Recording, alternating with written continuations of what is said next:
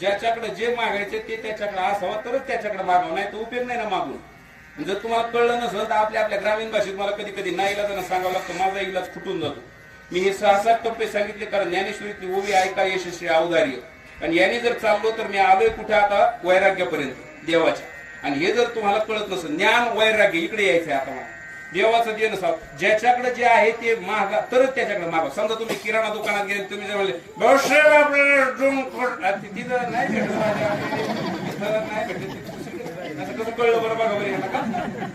एवढ्या टाइम त्या गाड्या लोडवर आली कारण अंगाचा फाळ तुटतोय का काय, सगळा काळच बदलला. आता मला तर ते आवडतच नव्हतं. मी पहिले स्ट्रिक्ट अँड फिक्ट माणूस होतो. उकाळी गुरुची म्हणजे येड्यापाना करून खाल्ला लागला. मला तर पहिल्या वेळी जागा आवा उशिरा कुठलं शिवाय लोकांनी उशिरा आलो तिकडून उकडून पुणे हे बाय तर बोलू नका म्हणजे परत बोलले माहिती येतात कोण होतं काय. आता मला दिसले पाहिजे फक्त काय लागतं ते ऐकावं लागतं.